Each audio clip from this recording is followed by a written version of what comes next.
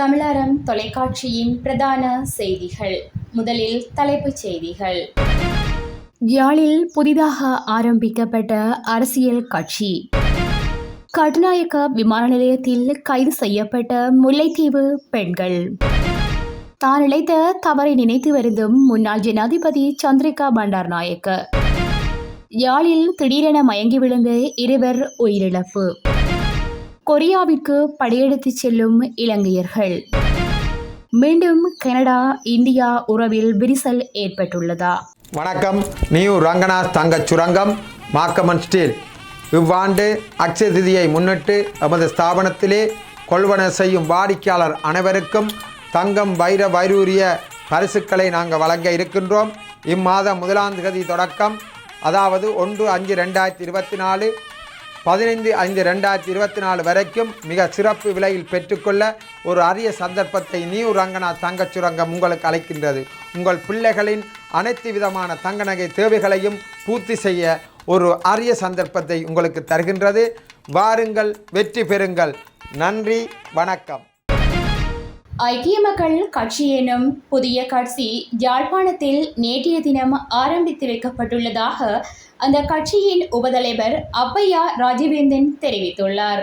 ஐக்கிய மக்கள் கட்சி என்னும் புதிய கட்சி யாழ்ப்பாணத்தில் நேற்று முதல் ஆரம்பித்து வைக்கப்படுவதாக அந்த கட்சியின் உபதலைவர் அப்பையா ராஜவேந்தன் தெரிவித்துள்ளார். யாழ் ஊடக அமையத்தில் நேற்றைய தினம் ஊடக சந்திப்பு ஏற்பாடு செய்து ஊடகங்களுக்கு கருத்து தெரிவிக்கும் போதே அவர் இவ்வாறு தெரிவித்தார்.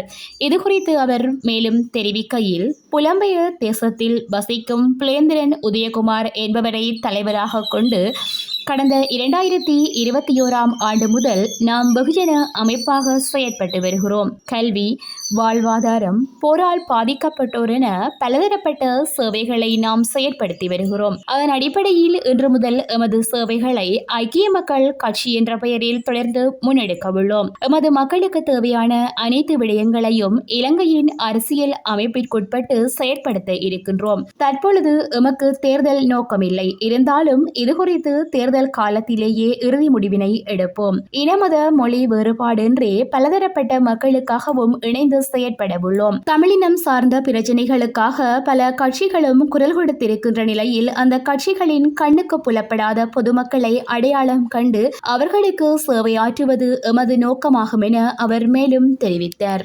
யாழ்ப்பாணத்தில் பாடசாலை மாணவன் ஒருவரும் குடும்பஸ்தர் ஒருவரும் திடீரென மயங்கி விழுந்த நிலையில் உயிரிழந்த சம்பவம் இடம்பெற்றுள்ளது. சம்பவம் தொடர்பில் மேலும் தெரிய வருகையில், யாழ் சுன்னாகத்தில் மூச்சு விடுவதற்கு சிரமப்பட்ட பாடசாலை மாணவன் ஒருவன் கடந்த 28ஆம் தேதி திடீரென உயிரிழந்துள்ளார். யாழ்ப்பாணத்தில் பாடசாலை மாணவன் ஒருவரும் குடும்பஸ்தர் ஒருவரும் திடீரென உயிரிழந்துள்ளனர். சம்பவம் தொடர்பில் தெரிய வருகையில், யாழ் சுன்னாகத்தில் மூச்சு விடுவதற்கு சிரமப்பட்ட மாணவர் ஒருவர் கடந்த 28ஆம் தேதி திடீரென உயிரிழந்துள்ளார். சுப்பிரமணியம் வீதி கந்தருடை சுன்னாகம் பகுதியை சேர்ந்த ஸ்ரீதரன் சுஜிதரன் என்ற 19 வயது மாணவனே இவ்வாறு உயிரிழந்துள்ளார். குறித்த மாணவனின் மரண பரிசோதனையின் போது மிகைப்படுத்தப்பட்ட இதய தசை வளர்ச்சியாலேயே குறித்த மரணம் நிகழ்ந்துள்ளதாக பிரேத பரிசோதனையில் தெரிய வந்துள்ளது. அதேவேளை கொழும்பிலிருந்து வந்த குடும்பஸ்தர் ஒருவர் நேற்றைய தினம் காங்கேசன்துறை நடேஸ்வரா கல்லூரிக்கு அருகாமையிலுள்ள நண்பனின் வீட்டில் மயங்கி விழுந்து உயிரிழந்துள்ளார். கொழும்பு ஹொட்டகனை பகுதியை சேர்ந்த கிறிஸ்தோபர் சுரேந்திரன் வில்சன் என்ற 65 வயது நபரே இவ்வாறு உயிரிழந்துள்ளார். அவரது சடலம் மீதான மரண விசாரணைகளை திடீர் மரண விசாரணை அதிகாரி ஜெயபாலசிங்கம் மேற்கொண்டார். உடற்கூற்று பரிசோதனைகளுக்காக சடலம் யாழ் போதனா வைத்தியசாலையில் வைக்கப்பட்டுள்ளது. பிரித்தானியாவிற்கு 17 வயதினையுடைய சிறுவனை போலி ஆவணங்கள் மூலம் அழைத்துச் செல்ல முயற்சித்த 2 பெண்கள் கட்டுநாயக்க விமான நிலையத்தில் வைத்து கைது செய்யப்பட்டுள்ளதாக தெரிவிக்கப்படுகின்றது. பிரித்தானியாவுக்கு 17 வயது சிறுவனை போலி ஆவணங்கள் மூலம் அழைத்துச் செல்ல முயற்சித்த 2 பெண்களை கட்டுநாயக்க சர்வதேச விமான நிலையத்தில் வைத்து கைது செய்யப்பட்டுள்ளதாக தெரிவிக்கப்பட்டுள்ளது. இந்த கைது சம்பவம் கடந்த வெள்ளிக்கிழமை இடம்பெற்றுள்ளது. முல்லைத்தீவு பகுதியை சேர்ந்த பெண்ணொருவர் குறித்த சிறுவனுடன் பிரித்தானியாவுக்கு செல்வதற்காக கட்டுநாயக்க விமான நிலையத்திற்கு வந்துள்ளார். அவர்கள் கரும பீடத்துக்கு வந்தபோது அவர்களின் ஆவணங்கள் குறித்து அதிகாரிகளுக்கு ஏற்பட்ட ஏற்பட்ட சந்தேகத்தினால் அவர்களை விமான நிலையத்தில் உள்ள குடிவரவு திணைக்களத்தின் எல்லை கட்டுப்பாட்டு பிரிவு அதிகாரிகளிடம் ஒப்படைத்துள்ளனர். அங்கு முன்னெடுக்கப்பட்ட தொழில்நுட்ப சோதனையின் போது அவர்கள் சமர்ப்பித்த ஆவணங்கள் போலியானவை என உறுதி செய்யப்பட்டுள்ளது. பின்னர் குறித்த அதிகாரிகள் சிறுவனை தனியே அழைத்து சென்று இவ்விடயம் தொடர்பில் விசாரித்த போது இது தொடர்பான அனைத்து தகவல்களையும் சிறுவன் கூறியுள்ளதுடன் அவரின் உண்மையான தாய் அப்போதும் கட்டுநாயக்க விமான நிலையத்தின் புறப்படும் முனையத்தில் காத்திருப்பதாகவும் அதிகாரிகளிடம் தெரிவித்துள்ளார். இதன்படி உடனடியாக செயற்பட்ட அதிகாரிகள் அவரது தாயாரை தேடி கைது செய்து விசாரணைகளை மேற்கொண்டனர். இலங்கையில் தற்போது நிலவும் கடும் பொருளாதார நெருக்கடியினால் தனது குடும்பம் கடும் இன்னல்களுக்குள்ளாகியுள்ளதாகவும் அதனால் சிறுவனின் நலன் கருதி இவ்வாறு வெளிநாட்டுக்கு அழைத்துச் செல்ல முயன்றதாகவும் கூறியுள்ளார். குறித்த பெண்கள் இருவரும் முல்லைத்தீவு பிரதேசத்தை சேர்ந்தவர்கள் என தெரிவிக்கப்பட்டுள்ளது. அவர்களை மேலதிக விசாரணைகளுக்காக கட்டுநாயக்க விமான நிலைய குற்றப்புலனாய்வு பிரிவினரிடம் ஒப்படைத்துள்ளனர். மேலும் இந்த விசாரணைகளின் போது பிரித்தானியாவை சேர்ந்த நபர் ஒருவர் தனது மனைவி மற்றும் மகனின் தகவல்களை வைத்து வெளிநாட்டு கடவுச்சீட்டு மற்றும் ஏனைய ஆவணங்களை தயார் செய்து இலங்கையில் ஆண் பிள்ளைகளை பிரித்தானியாவிற்கு அழைத்து சென்று ஆழ்கடத்தல் தொழில் நடத்தி வருவதாக தகவல்கள் வெளியாகியுள்ளது என தெரிவிக்கப்பட்டுள்ளது. 2015ஆம் ஆண்டு ஜனாதிபதி தேர்தலில் மைத்ரியை வேட்பாளராக நிலைநிறுத்தியது தான் வாழ்நாளில் செய்த தவறு என முன்னாள் ஜனாதிபதி சந்திரிகா பண்டாரநாயக்க மனவேதனைப்பட்டுள்ளார்.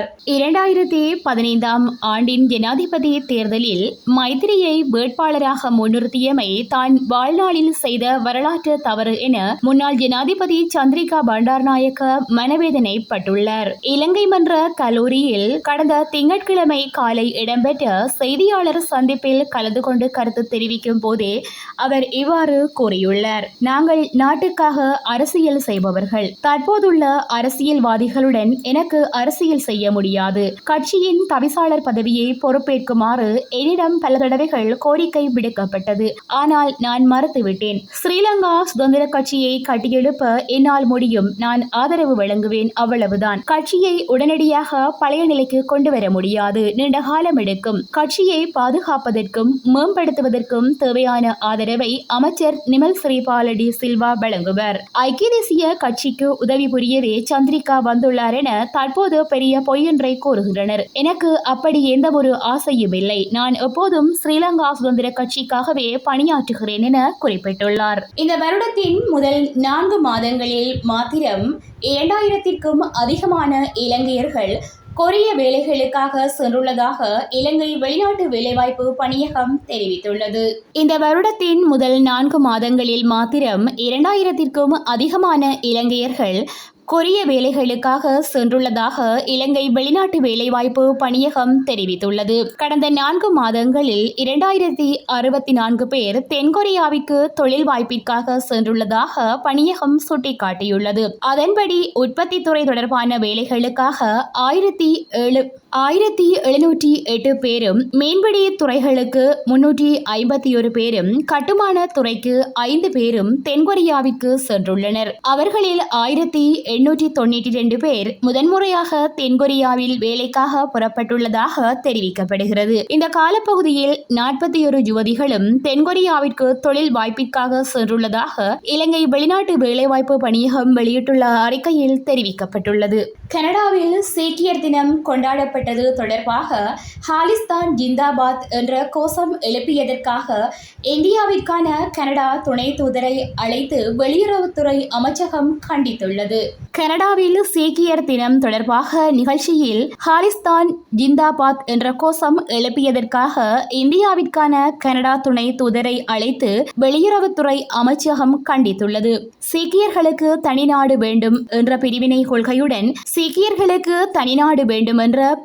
கொள்கையுடன் ஹாலிஸ்தான் இயக்கம் செயல்பட்டு பல்வேறு அரசியல் கொலைகள், குண்டுவெடிப்பு நிகழ்வுகளை நடத்தி வருகிறது. இந்த இயக்கம் அடக்கி ஒடுக்கப்பட்ட போதிலும் பஞ்சாபில் மீண்டும் தலை தூக்கியுள்ளது. இந்த சூழலில் கனடாவில் சீக்கியர் தினம் தொடர்பாக நிகழ்ச்சியொன்று ஏற்பாடு செய்யப்பட்டிருந்தது. அதில் அந்நாட்டு பிரதமர் ஜஸ்டின் ட்ரூடோ பங்கேற்றார். அப்போது ஹாலிஸ்தான் ஜிந்தாபாத் என்ற கோஷம் எழுப்பியதாக கூறப்படுகிறது.